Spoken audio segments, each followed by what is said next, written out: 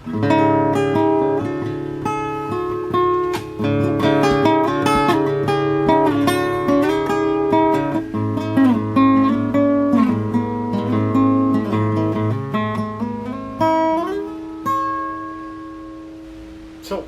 this is a 2010 Triumph 900 Thruxton. It uses a platform engine, 2-cylinder.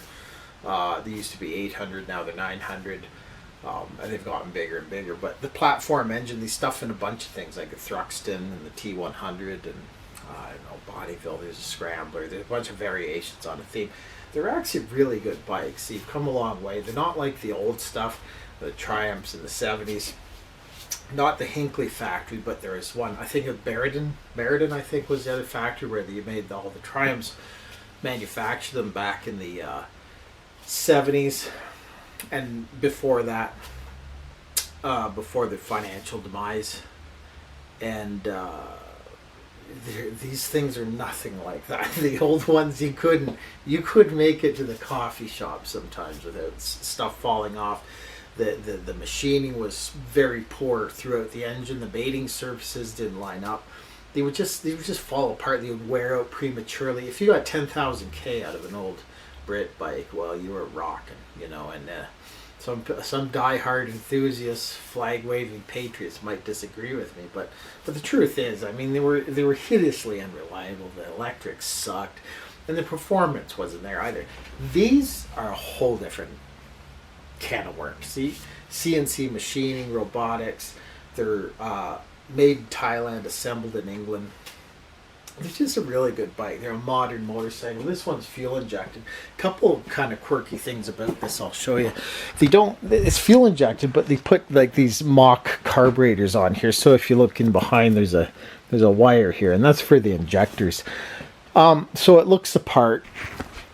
You'll notice this is a 2004 Triumph with the same engine. But this one has carburetors on it. This is a set of genuine Keihin carburetors, and has a TPS sensor on it, but beyond that it's just good old-fashioned carburetors. These ones need a cleaning, and these ones are throttle body. And you can see they look remarkably similar, except one's fuel injected, this one, and these are the real carburetors. Same engine. I suspect you could probably take the carburetors off this and just run them on this one if that was your thing for whatever reason you wanted a set of carburetors. Transmission isn't actually a pre-unit transmission. It's all one case assembly, so the transmission's an integral part of the engine cases up front here. Whereas this used to be connected with a chain. They'd have a primary cover and then a chain in there and the clutch. And, you know, again, the machining was poor, and so things didn't line up and they'd wear out. And this has a 8-valve head on it. So very modern. There's shim and bucket style. These are really good practical bikes. They're a little on the bland side. They feel a bit like a dinosaur, but, you know, overall they're just reliable. You hit the button and they go down the road. They got a good size tire on the back and the front. So in terms of like the tire availability, you know, like this is I think it's a 150 17, and the front's I think an 18 or a 19. What is it? It's an 18. Really common tires, and so you can find these you know, a wide variety of these tires at reasonable prices. So it's got that going for it.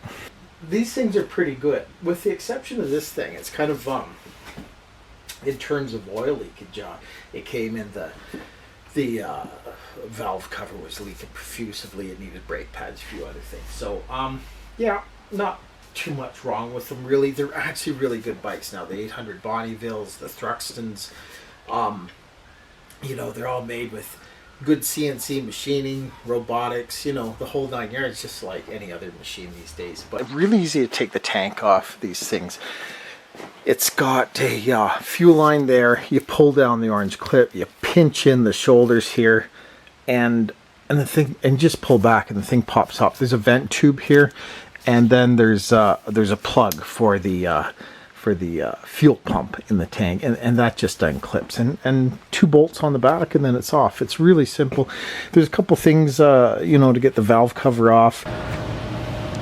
So these are the parts to take off to get the valve cover off. There's 2 bolts here, the bracket comes back, and then 2 bolts here, and then this comes out. It attaches to these metal pieces. Don't have to come out. There's a clamp here, a non-reusable clamp.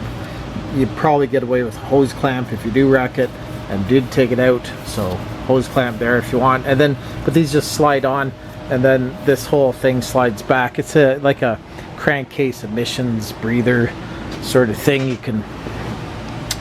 You see on the other side, it goes back here, goes back to the airbox. You can take this whole thing off and put it in the garbage bin, which is a good place for it. There's a crankcase breather down here as well that feeds into the airbox. You can leave these things in place. There's adequate clearance. There's 2 bolts here for the bracket, then 2 bolts here for the other bracket. You pull the plug wires off, and then there's 2 bolts on the other side. Anyways, gives you enough clearance. You can just hang this all off to the side, and yeah, really easy to get at. When you do these valve covers, I took this one apart, not to check the valves, but I checked them anyway while I'm in here.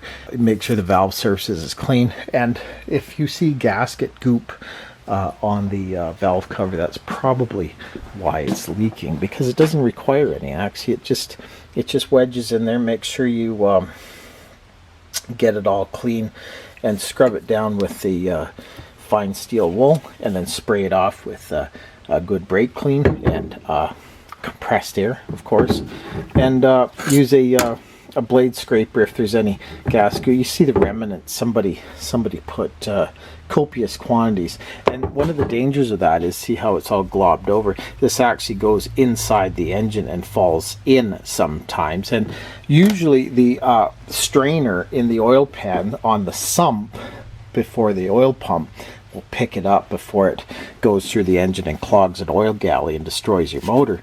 And then you also have the oil filter, but nonetheless, it's not something you want to take a chance with, so don't put gasket goop on these things. You don't require it.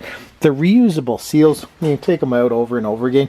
As long as the material is pliable and not gone brittle, then they're quite usable. And just like I say, clean it up and make sure it's lovely looking, and put it back on the bike. There's also seals on these here. The bolts, 4 bolts, you just clamp down on the head, but there's also seals on them, so then they go brittle too. So you can actually buy those and replace them, and you should, although these weren't leaking, if you want to be thorough. And it's not always necessary, because again, they're reusable. As long as they feel pliable, and these ones certainly do, then you should be golden. So that's that. Oil filter is really easy to change. Uses common filter, you know, K&N 2043, or I can't remember. Look it up.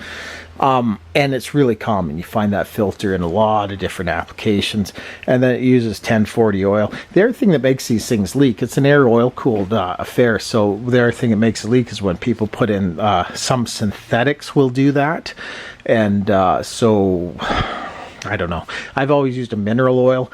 There's not much value in a synthetic, in my opinion, on old dinosaur designs like this. So, you know, it's up to you, but you do risk some synthetics, lech and like that.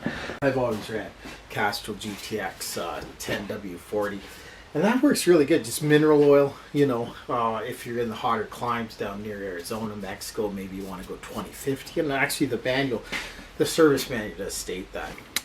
Chain driven sprocket in the middle, and then it has these sprockets on each camshaft, so it's the dual overhead camshaft, and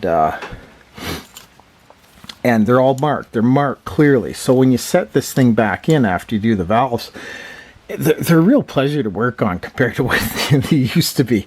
And they have the shims there, of course, but these sprockets, there's 2 sprockets on here. One's preloaded with a spring, and the reason they do that is because noise created by the gear lash is minimized by this one gear being offset, and therefore there's always contact with the middle gear. So It's got the middle gear, it's got timing marks on it, and then you set the intake and the exhaust accordingly. Really easy to work on, actually, compared to some things like, say, a 20 valve Yamaha Genesis motor from like 1994 YZF 1000. They were a complete nightmare to work on, and so people didn't work on them, and so the valves would hold open and then they'd burn the valves, just like the new KTM motocross bikes and the CRF 450s.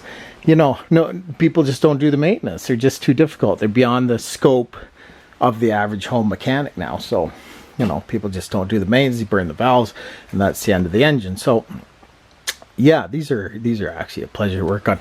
All the bolts are pretty standard. All the camshaft caps and everything. You can see all the oil that was leaking. I mean, it's all down the front of the motor. And one of the things to note about doing the valve cover on these is, one, this valve cover gasket is as I said, reusable, but when you only have 4 bolts, 4 shoulder bolts here holding down your valve cover, and they just need to be snug. That's it, snug. They just put an even pressure around this gasket, and you could probably leave these hand tight and it wouldn't leak. Not suggesting you should, but just snug. And the reason I say that is because a lot of people go nuts, and I don't know why, because, you know, it's not like a semi wheel or something you're torquing up here. It's just a measly little valve cover with 4 bolts, and the threads are like a what are they, a 6 millimeter, I think. So they're very fine thread, like not fine thread, but they're a small, you know, they're a small bolt, and so you can easily strip it. And when you strip one of these, it's kind of a pain in the ass, because you need to put a helicoil in there, and then you only got, you know, 3 out of 4 bolts holding it, so 75%. And then and don't put silicone on these. You don't need silicone on these. Just make sure they're clean, put on the gasket, snug with the bolts, and Bob's your uncle. You'll be totally happy with that. So anyways, hope that helps a few people out, show you what's inside the motor, maybe give you informed some information, make an informed decision about whether you want to, you know, tear into this thing or not, because, you know, you do need a few tools, and it's nice to have a bench and etc, but you can do it at home. It just takes a little bit of patience. So anyways, hope that helps. Kind of interesting little video about the new Triumphs. They're actually really good bikes. They do all the stuff, like they make the transmission look like it's separate, but it's not. It's all one case. But so it has that traditional Triumph look from the 70s, late 70s Triumphs, called pre-unit construction transmissions. Anyways, hope that helps, and I'll do another video some other day.